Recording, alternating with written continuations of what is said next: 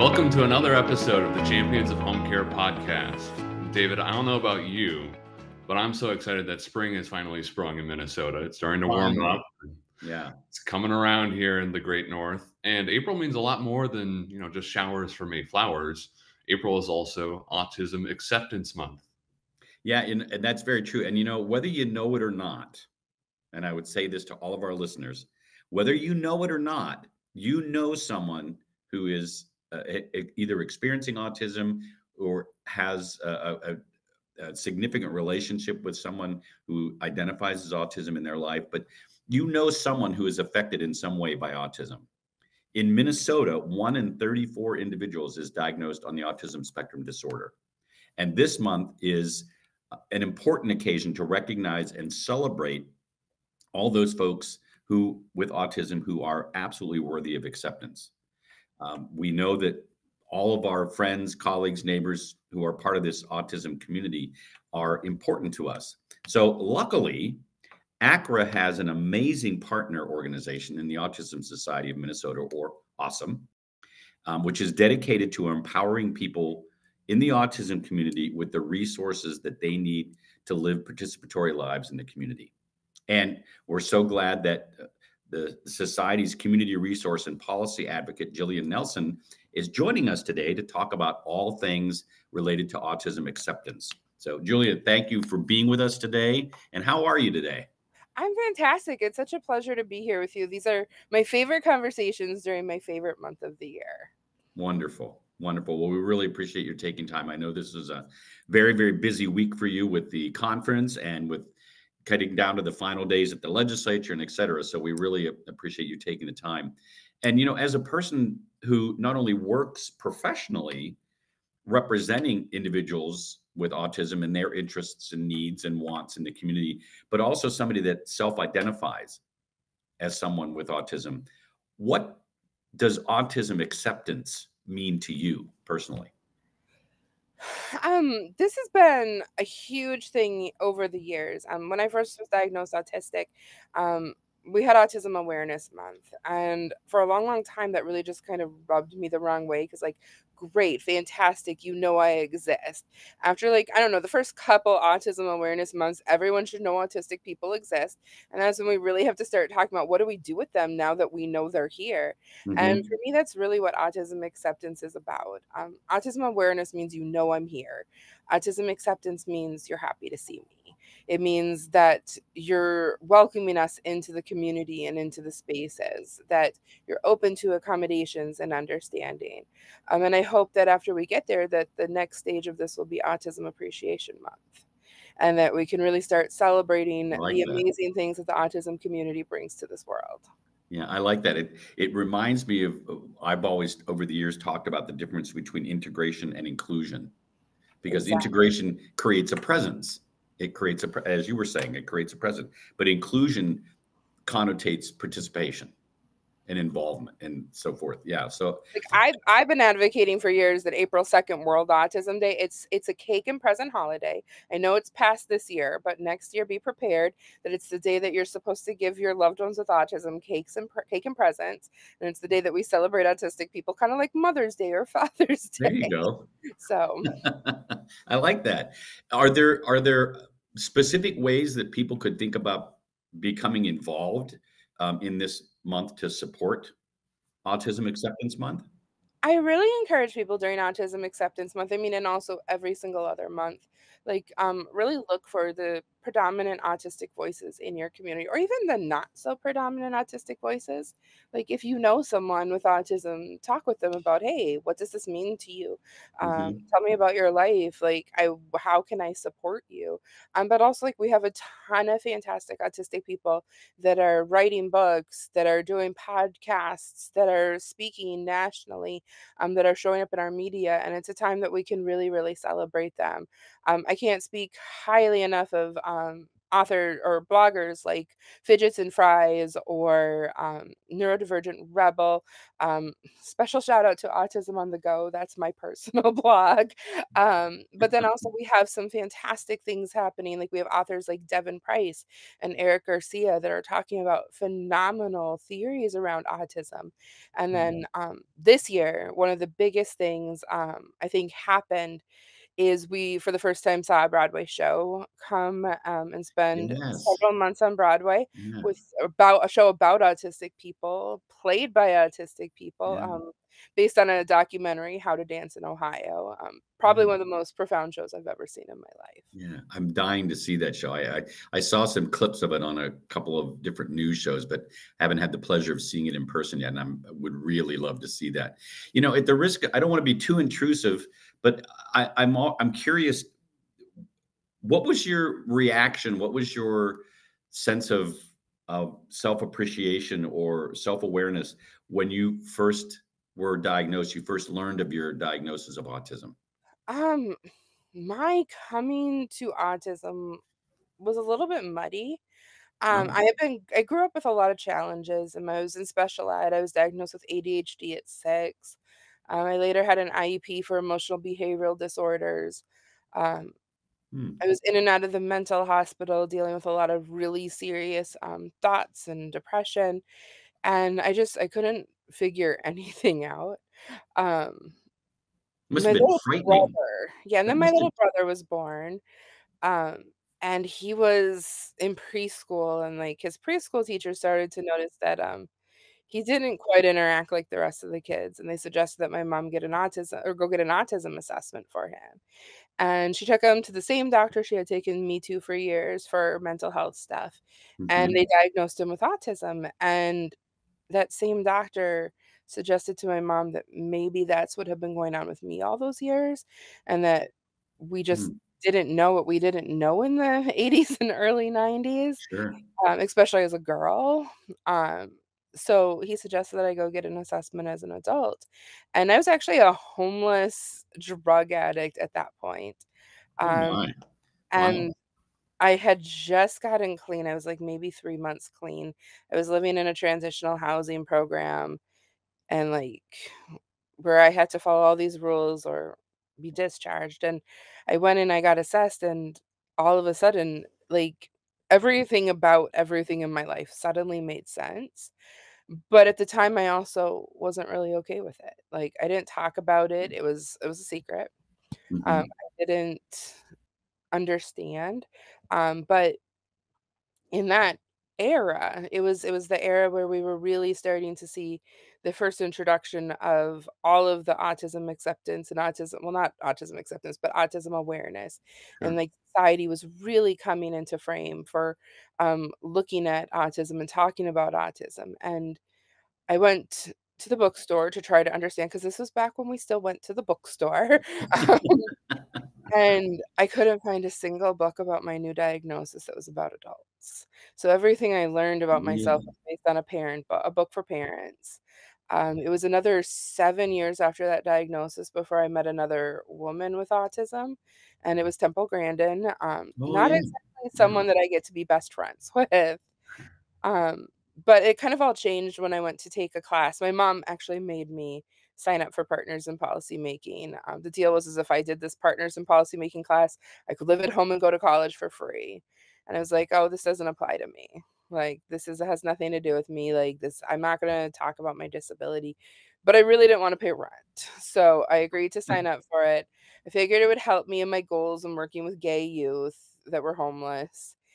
And then I set foot into that classroom, and it was the first time in my life that I was celebrated for being there, because of my disability and the perspective I had as a person with a disability, rather than in spite of it.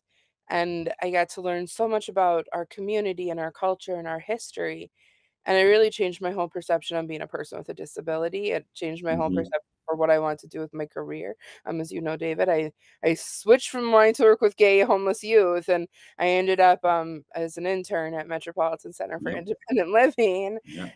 and like really trying to build a career around the independent living philosophy, and then shifting that into the disability justice model, and just being this determination of that nothing about us without us. And everywhere that we're working, or everywhere that people are working for us, there should be people that are living the life, helping make the decisions and the choices and the changes.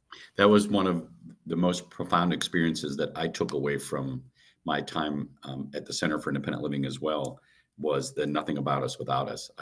That still just rings so true to me. And I don't know if you knew or not, maybe you did or do, Jillian, but between 1988 and 1995, I coordinated the Partners in Policymaking program. Oh, fantastic. Yes. Life-changing moment. Yeah, I coordinated it here. I was working at the DD Council at the time. And actually, Dr. Wick and I co-authored, she wrote most of the grant, but I had some input into it, and got a national grant so that we could train other states how to do partners in policymaking as well. And I did a lot of that training with the other states. It's absolutely a life-changing program. It is, isn't it? My younger sister, who is a parent to 2 children with significant disabilities, went through the Partners program in Pennsylvania. And it, like you, as you've described it, it was a life changer for her as well. So little shout out to Partners in Policymaking. I had the coolest experience just a couple weeks ago. I was in a hearing at Capitol Hill doing my job. I had actually gone to that hearing. It was regarding subminimum wage. And I had intended not to testify. And then there were a couple public testifiers that came up, and things went a little wonky. So I needed to step up and say some things just to clarify some points and reiterate some things. And it ended up being a pretty passionate testimony I made. And I walked off and I went back to my seat, and there was this group of people right behind me, and they were just kind of doing the ah motion like that. And I kind of blushed. I was like, thank you. And then as they were walking out, about 10 minutes later, I caught one of their name tags, and it was Partners in Policy. Oh, sure. It was this year's class, and I followed them out, and I was like, hey, you guys are from Partners. And they're like, yeah. I'm like, well, I just want to let you know that everything you saw up there, I learned how to do that in Partners. That's where I got my start for my career. And they were so excited. And it was such a really cool moment to connect with the new class as an older class, and really give them a lot of hope for everything that they can go on and do with what they've learned in that program. That it's not just about advocating for your own child going forward, but you literally can get out there and change the world with what you learn in that classroom. Yeah, it's a fantastic experience. Jason, we should make a note of that. That might make a really good future for sure topic for the podcast, is to talk about partners. But back to Jillian, talk about, if you would, for a minute, because I know that one of the important focus of this particular month is to kind of point out and try to eradicate some of those lingering myths and misunderstandings about autism.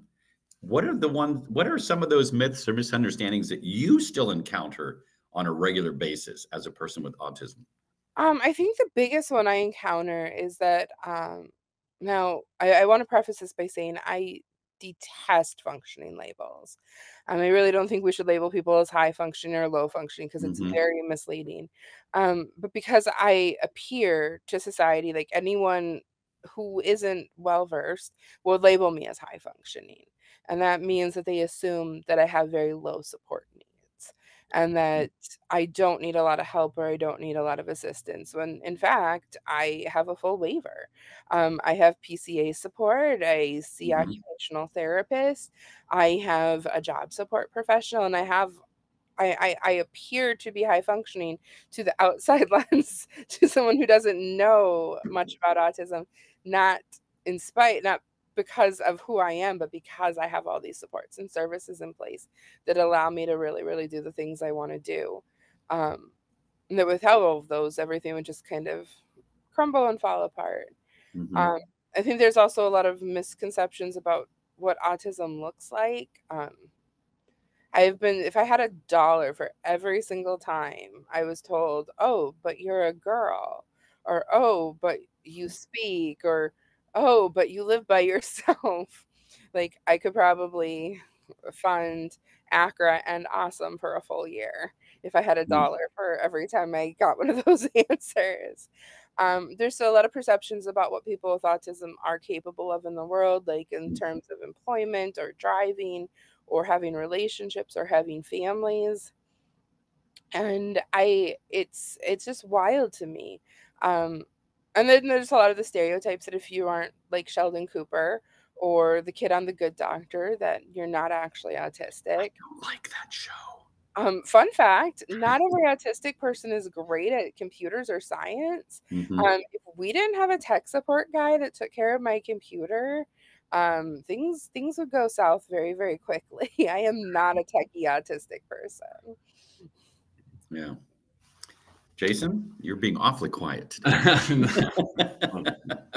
Thanks for segueing me in, David.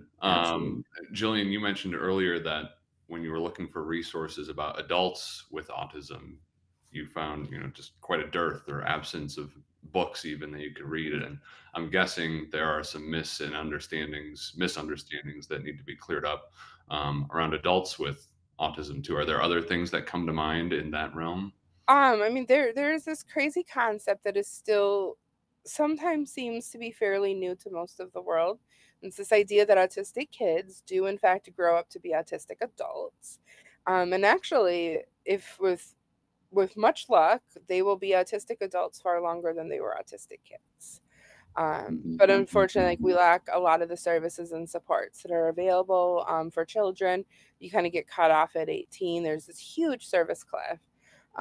Accessing services and supports for a lot of people with autism, it kind of creates this world of forced privatization, where you can't earn too much money or you're limited in what you can and can't do. Minnesota's starting to change that with our medical assistance for employed people with disabilities program and some reform that's been happening over the last couple sessions. There's actually no longer an asset limit, so individuals can receive services and supports and actually save money. But there's still some barriers. Like, you can save money if you have extra money, but people still have to pay into that program in order to receive their services. And it's often a really, really high premium that creates some barriers. And Jillian, if you don't mind my interjecting here, whenever I talk with families or individuals who are experiencing some of those barriers as you identify them, and it doesn't matter whether it's in the educational setting or in housing or employment, transportation, whatever it is, I always remind them that those barriers that it's not about their disability. It's about discrimination. Yeah, absolutely. You don't have to apologize or, make excuse for the fact that you are a person with a disability.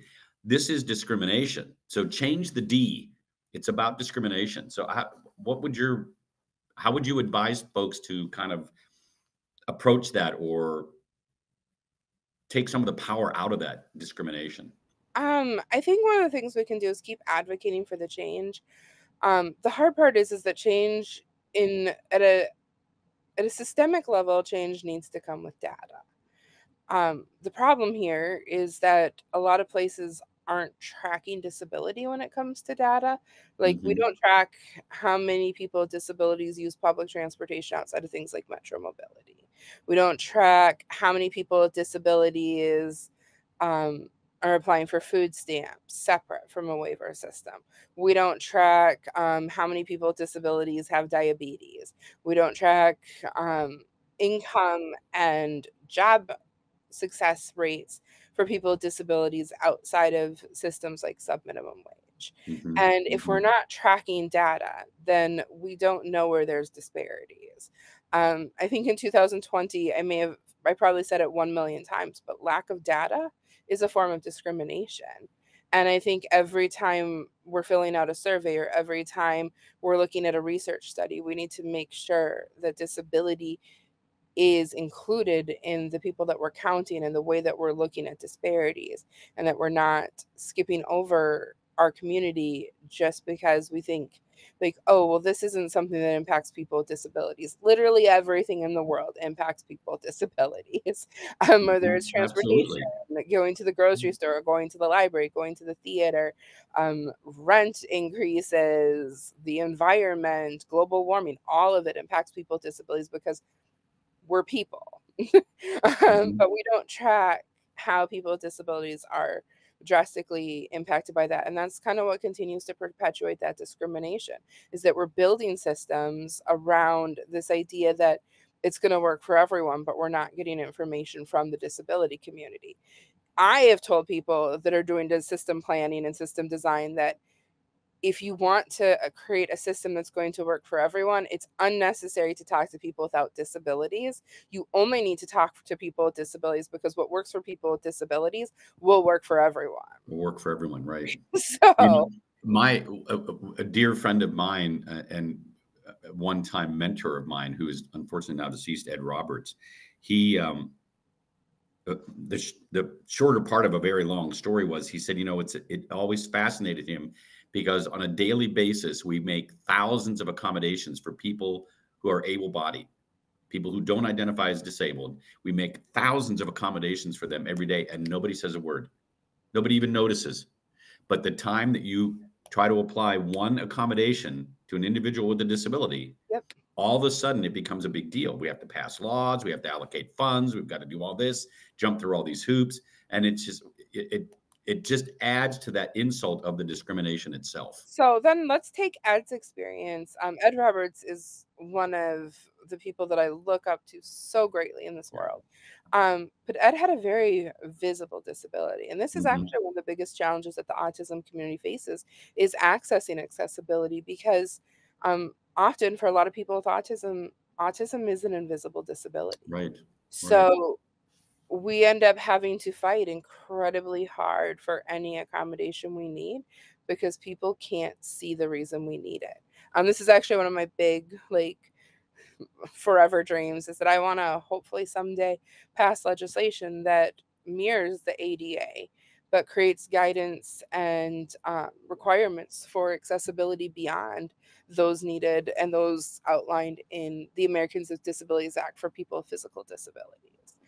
Because right now there's no guarantee. A couple of years ago, during the pandemic, when they started opening gyms back up, a friend of mine went to the gym with her PCA and went swimming and had zero problems, and she's a wheelchair user.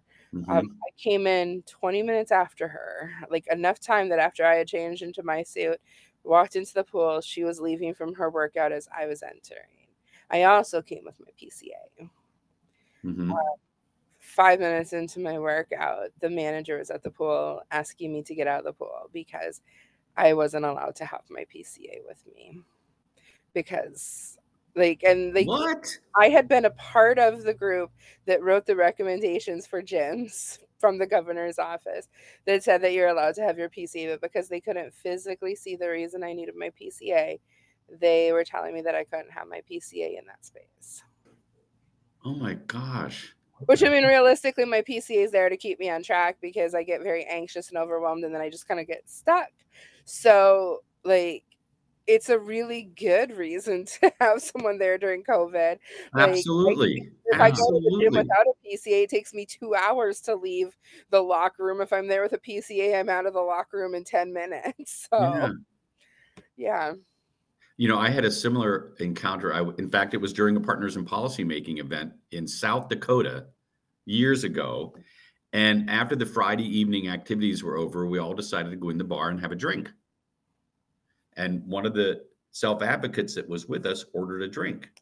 And the waitress turned to everybody else in the group and said, "Is it okay if he has a drink?" Yeah. And I remember looking at her saying, he's an adult. Clearly, he's an adult. Well, but I don't want to, she said, "I don't want to cause a problem by serving him a drink if he can't." I said, "He's an adult. Yep. He gets to have, if he wants to have an alcoholic beverage, that's his right." And it was just a really, really odd, much like you experienced it. It just made no sense to me. Yeah. And I mean, this duality between visible and invisible disabilities, it runs so rampant, and it really probably is one of the biggest impairments of discrimination for the autism community, is that so often we have to prove that we need an accommodation or that we need support. And it's wildly frustrating. I can appreciate that it probably is. I haven't experienced from the disability side, so I can't say that I understand, because that would be disingenuous. But from other aspects of my life, I can appreciate that differently, I think. But yeah, the frustration that it must cause, and not just frustration, but the I don't want to sound overly sentimental, but the heartbreak Yeah. that it must Like, cause. I'm not trying to sentimentalize anything here, but I mean, it really, that would cause me such, not just frustration and anger, but sadness and despair almost, you know? you worry a lot. Like, there are things you want to do, but if you need accommodations to do it, like, are you going to be able to do it? Yeah. Or how is it going to go down? Um, or how are people going to react to it? Like, there are so many things that having to fight for accommodations that you really do end up missing out in this world, and or just not able to go because someone's not willing to provide accommodations, or you're just not willing to take on the fight, because sometimes it's a huge fight. Like, after going to the gym, like, I fought with the gym for 3 months, Mm. try to get reasonable accommodations to be able to work out with my PCA, and I finally just gave up, because what was the point? I found another gym that wasn't going to question it, and Well, but to that point, it's got to be absolutely exhausting. it is.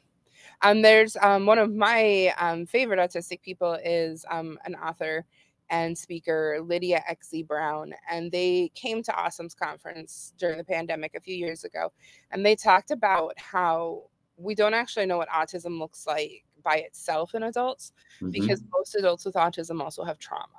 And that trauma comes from trying to navigate this world and exist in this world and navigate accommodations and fight for accommodations on a daily basis. So, I mean, I saw a stat recently that like over 40% of autistic adults are diagnosed with PTSD or CPTSD. And that's not because like we were all in some horrific incident. It's because we exist in a world that wasn't made for us. And it's those micro traumas, like the constant bullying or having to fight for accommodations or being doubted or having to prove your support needs, that it wears on you over time. And I would think that some of those traumas are not really micro. I mean, when I think about the constant bullying and things like that, each individual event might be identified as micro, but when you add them all up and the impact that Yep. that can have lifelong, Yeah, like, 'cause we think bullying stops when you graduate high school, but that's not actually how that works. Exactly. Especially not for the neurodiverse community. I mean, and that's part of that story, and, like, that reality is part of the reason why I work at the Autism Society and why I've built my career with this amazing organization, because it's a safe place. It's a place where I can shine. It's a place where they hired me for a job I was horrible at, and then figured out customized employment for me to, like, really cash in on the skills that I was good at and allow me to use those to serve my community. It's because I can have a really rough day and I'm going to get support from my leadership team, or because I don't have to try to hide that I'm autistic. I can show up exactly autistically wonderfully as I am, and it's appreciated, not just tolerated. Yeah.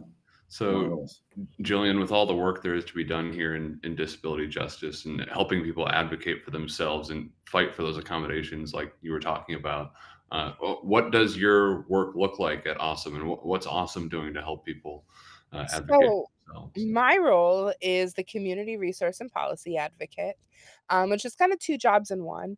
I do all of our information resource hotline work. So when people are going through something or newly diagnosed or looking for information, I'm the person they talk to, and I help them kind of figure out what's going on and what's next, or even just kind of offer some comfort that, this isn't the end of the world. You have a whole new community now. Here are some resources. And then after I talk to the community and I find out what's going on with the community and what's working for the community and what's not working for the community, then I head on over to Capitol Hill over here in St. Paul, and I work with our amazing legislative allies, and I write some bills, and then we try to pass those bills. A lot of it is pertaining to accessibility, making sure that we're creating a more accessible state. We've done some work in police reform, where we wrote the Autism Society wrote the most innovative law enforcement bill ever passed regarding autism, that requires 4 hours of training every single licensing cycle. And it's the first bill that requires that people with autism be involved in that training and developing that program. We've been working with, well, we helped create the Minnesota Coalition for Disability Wage Justice, and we've been working for a number of years to on equity issues, pay equity issues, and ending the use of the Section 14C certificate and making sure that people with disabilities are being paid at least minimum wage. We've worked tirelessly with SEIU, making sure that our home healthcare workers have the pay and the benefits that they deserve so that they can really so that PCA work can become a sustainable career. I think if there's really anything up at the Capitol that involves disability, we're probably in the room or sticking our head around the corner being like, what's happening over here? I'm kind of nosy like that. So but we also try to bring people with disabilities, other people with disabilities besides myself, along on that ride so that we really have people telling their stories and that we're working on things that are meaningful to the community that we're serving. Well, and I know firsthand that Jillian brings her voice into a variety of different settings because we sit on several committees simultaneously in that. So her voice is there. And Jillian, to that note, I know you need to get to the Capitol. I know you've got a conference this week. So we're going to wrap up here so that you have time to go. But in closing, because you do have the conference this week, and April is the Autism Appreciation Month. What are you looking for? What's going to be the most outstanding event at the conference? What do you think is going to be one of the big takeaways from the conference this week? Oh God, it's hard to really pin it down to just one. I think the biggest takeaway from the conference is always just bringing the whole community together. We aren't a conference that's just for parents or just for providers or just for autistic people. We bring all the players in the community into one room and really give people a chance to listen and learn from each other. We have speakers from all of the different stakeholder groups, and we have attendees from all of the different stakeholder groups. And it just becomes this really beautiful community interaction where people can really connect and learn from one another. And one of my favorite things is hearing parents at the event talk about, like, they'll attend a session with autistic speakers, and then they'll be like, oh, that person really reminds me of my kiddo. And like it starts to change their perception of who their kid can be when they grow up. That's marvelous. And I'm very, very proud to say that Accra is one of many sponsors of the conference, and it will also have an information booth at the conference as well. Accra's information booth is one of my favorite places to swipe candy from throughout the conference. So we exist candy. I'll mention that to my coworkers here to make sure they keep a fresh stash there for you. So that's great. Well, Jillian, listen, I know you're very, very busy right now, again, with the legislature as well as with the conference and everything. So again, thank you so very, very much for taking some time out of your very busy schedule to spend some time with us this morning. And what a wonderful conversation. I feel like I've learned a great deal more and have a different appreciation. So thank you so very much. It's always a pleasure to sit down and talk with friends, both personal friends, but also Accra is definitely a friend to our organization, and we appreciate all of you. All right. Well, thank you again, Jillian. Thanks so very, very much. And please say hi to Ellie for me when you see her at the conference. Absolutely. I'll see her bright and early tomorrow morning as we start to get ready for the big event. Great. Great. Well, have a great week. Good luck at the legislature today, and I hope the conference goes really, really well. Thanks again for being with us today. Thanks, Jillian.